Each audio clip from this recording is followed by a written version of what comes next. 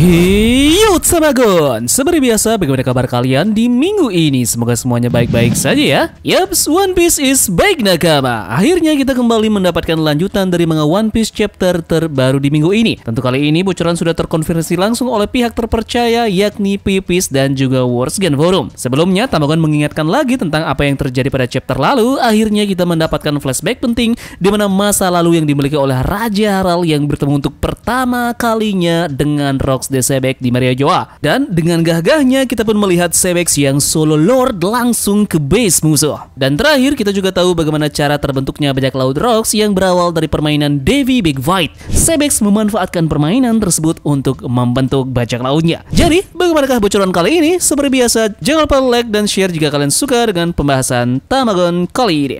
Jika sudah, terima kasih banyak dan bersiaplah nakama. Tarik jangkar dan mari kita berlayar. One Piece chapter 1156 mendapatkan judul Berhala. Chapter ini mendapatkan color spread. Kita melihat Luffy, Zoro, Sanji, dan Nami di depan dengan Roger, Rayleigh, dan juga Gaban di belakang. Dan bajak laut tepi jerami yang lainnya juga ada di color spread ini. Tetapi mereka kecil duduk di Luffy dan juga di sakunya. Bocoran pertama yang kita dapatkan pada chapter kali ini adalah bajak laut Kuja ternyata adalah idola bagi orang-orang di seluruh dunia. Saat itu, Gloriosa adalah kapten dan Sakuyaku adalah nomor 2. Namun, Sakuyaku ini adalah favorit orang-orang karena kecantikannya. Bajak laut Kuja dan bajak laut Roger ini pun bertarung di laut. Semua bajak laut Roger terpesona oleh kecantikan Sakuyaku dan mereka tak bisa bertarung 100%. Sementara itu, Gloriosa sangat mencintai Roger. Dia sakit seperti Hancock, tetapi bahkan Roger terpesona oleh Sakuyaku, namun Sakuyaku ini memperhatikan Rayleigh. Sementara itu, tiba-tiba kapal dari Garp pun mendekat, sehingga bajak laut Kuja pun berhasil melarikan diri. Kita pun melihat bajak laut Roger ini melawan marinir. Roger dan juga Garp terlibat bentrokan brutal dengan gelombang besar haki raja tertinggi. Roger menggunakan pedangnya dan Garp menggunakan tinjunya. Di sisi yang lainnya, Loki berencana untuk bergabung dengan Rox Pirates saat mereka kembali ke Elbaf. Di Hachinosu, kita pun melihat bajak laut Rox ini dengan anggota kru baru mereka seperti Big Mom, Kaido, Silver Axe, dan juga Kapten John. Rox memberitahu mereka semua bahwa Elbaf sangat penting untuk menghancurkan Maria Joa. Rox juga menjelaskan rencananya di akhir chapter ini. Pertama, dia membutuhkan 2 buah iblis legendaris dan salah satunya ada di Elbaf. Kemudian yang kedua, dia juga memerlukan penemuan para raksasa Galela. Info tambahan, One Piece akan libur di minggu depan karena majalah Jump libur.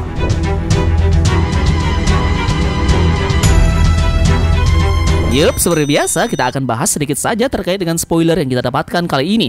Dan kita akan mulai dari hal yang paling menarik tentang 2 buah iblis legendaris yang diinginkan Rox dengan tujuannya untuk menghancurkan Tanah Suci. Nah, sepertinya buah iblis yang dimaksud mengarah ke Gomu Gomu no Mi dan juga Yami Yami no Mi. Kita tahu bahwa 2 buah iblis ini adalah buah iblis yang terkuat untuk saat ini, yakni di mana kemampuan menarik dari keduanya ini adalah imajinasi dan juga penetral. Gomu Gomu no Mi alias Hito Hito no Mi model Nika, di mana Luffy yang bisa menampilkan imajinasi dalam pertarungannya, berubah bentuk benda, menarik tanah seperti karet dan banyak hal lainnya. Buah iblis ini pun memungkinkan penggunanya mengubah kenyataannya berdasarkan keinginan ataupun imajinasi dari pengguna. Sementara itu kita juga melihat kemampuan yang menarik dari Yami Yami no Mi, yakni kekuatan penetralnya. Buah ini menyerap segala hal, termasuk kekuatan buah iblis lain dan meniadakan efeknya. Yang menariknya adalah kekuatan untuk menetralisir buah iblis ini tidak lazim bagi Logia. Nah, untuk bagaimana cara kerja dari Gomu Gomu no Mi dan juga Yami Yami no Mi ini akan mengalahkan Im Sama di Maria Joa, kita akan bahas di video lain ya, karena akan ada banyak sekali penjelasan dengan hal ini.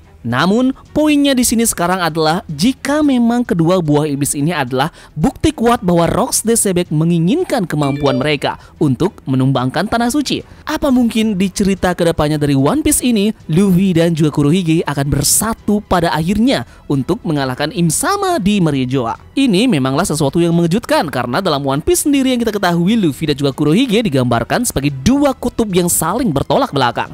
Dari tujuan mereka berdua, perekrutan kru mereka juga berbeda. Apalagi inspirasi menjadi bajak laut yang mereka dapatkan pun tidak sama. Namun ada satu hal yang menjadi celah dari mereka berdua bertemu dan bergabung, tentu saja adalah kekuatan untuk menumbangkan pemerintahan dunia yang bersumber dari kemampuan buah iblis mereka masing-masing.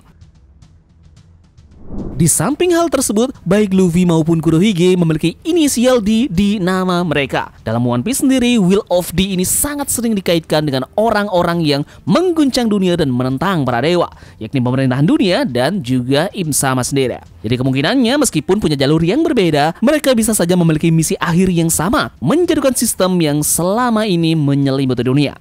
Jadi sebenarnya ada banyak hal yang perlu kita bahas dalam spoiler ini, seperti kemampuan luar biasa dari bajak laut Kuja yang mampu menandingi bajak laut Roger, perekrutan menarik yang ada di Hachinosu dengan bergabungnya Kaido, Big Mom, dan juga Kapten John beserta dengan Silver Axe. Namun kita akan menunggu spoiler lengkapnya dulu ya agar lebih detail.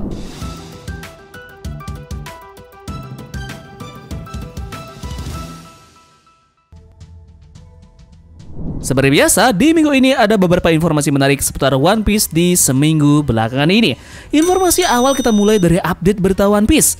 Mulai 10 Agustus 2025, anime One Piece akan kembali menghadirkan lagu penutup atau ending, sesuatu yang sudah lama kita nantikan. Informasinya adalah judul lagu dari ending tersebut adalah Punks. Artisnya adalah Charmeleon Limewood Pipi. Ini akan mulai tayang pada episode baru mulai 10 Agustus. Nah, setelah bertahun-tahun tanpa ending song, keputusan untuk membawa kembali lagu penutup jadi sinyal kuat kalau One Piece ini akan sedang memasuki fase barunya. Mungkin lebih emosional, lebih sinematik dan juga penuh makna, apalagi dengan klimaks cerita dari One Piece yang akan menuju ke final saganya. Kita lanjut ke Gunko yang terlihat menjadi pengawal dari Im Sama di ruangan bunga. Gunko ini pertama kali muncul sebagai pelayan di ruang bunga di Kastil Pangia. Nah, sekarang bagaimana jika Gunko ini juga menembakkan panah ke arah Sabo dan juga Cobra? Serangannya ini bisa jadi dilakukan lewat telepati atau perintah langsung dari Im Sama. Dan yang kita lihat, bentuk dari siluet tersebut adalah siluet dari Gunko sendiri. Kemampuan ini pun mungkin berasal dari bakat unik dari Gunko sendiri ataupun kekuatan yang diberikan oleh Im Sama setelah mengendalikan tubuhnya. Nah, lalu kita juga tahu bahwa Gunko ini punya hubungan dengan Brook di masa lalu. Saat mereka masih kecil, Brook lahir 90 tahun yang lalu. Jika kita lihat kilas balik 56 tahun yang lalu, saat itu Brook masih berusia 34 tahun dan Gunko ini diperkirakan baru berusia 5 tahun. Nah, faktanya Gunko ini berasal dari keluarga Tenryubito yang bernama Man Mayer. Mungkin dia dihukum karena terlalu baik pada rakyat biasa, seperti kasus dari Saint Josgard yang dieksekusi oleh Garling karena alasan serupa. Jadi Gunko mungkin pernah bersimpati pada Brook dan ingin menjadi bajak laut. Terinspirasi oleh tekad Brook bergabung dengan bajak laut rumbar. Tapi bukannya dihukum mati, Im Sama malah mengambil alih tubuhnya dan menjadikannya alat pribadinya. Lanjut ke fakta menarik lagi soal One Piece. Baru-baru ini Im Sama terlihat sedang berada di sebuah ruangan yang tampak seperti ruangan kerja dari Oda Sensei. Duduk, membaca atau menulis sesuatu, dan yang paling mengejutkan kita adalah dia membaca bagian ketika Harald ditikam oleh pengawalnya sendiri. Apakah ini cuma pancingan dari Oda Sensei ataukah ini cara simbolis untuk menunjukkan bahwa Im Sama lah penulis sejarah dunia saat ini? Dan yang bikin kita panas lagi adalah kita melihat wujud asli sedikit dari Im Sama akhirnya diperlihatkan, bukan lagi siluet kabur atau bayangan yang misterius. Kali ini kita benar-benar melihat garis wajah atau sosok tubuh yang memberikan petunjuk awal besar bagaimana Im Sama ini bukanlah manusia biasa. Bisa jadi Im Sama ini adalah ras kuno, bahkan entitas yang telah ada sejak abad kekosongan.